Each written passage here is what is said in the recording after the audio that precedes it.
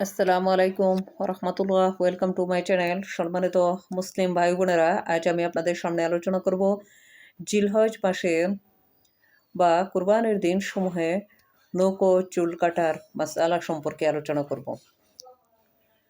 তার আগে আপনাদের কাছে একটি অনুরোধ, আপনারা আমার চ্যানেলটি সাবস্ক্রাইব করে রাখবেন এবং পাশে থাকা বেল বাটনটি অন করে রাখবেন, যাতে পরবর্তী যে কোনো ভিডিও আপলোড হওয়ার সাথে সাথে আপনাদের চ্যানেলে পৌঁছে যায়।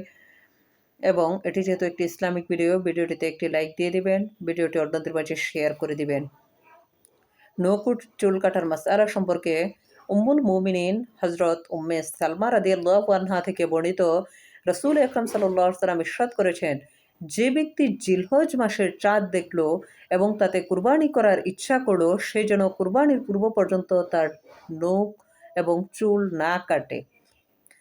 এই হুকুমটি মুস্তাহাবের পর্যায়ভুক্ত।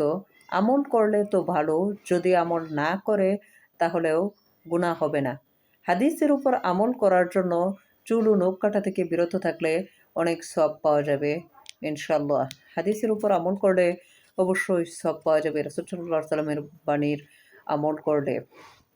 কিন্তু আমল না করলেও তেমন গুনাহ হবে না।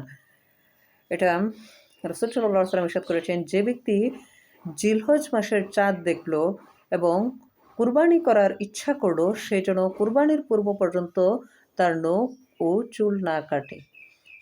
এই হাদিসের উপর এই হুকুমটি কিন্তু মুস্তাহাবের পর্যায়ভুক্ত।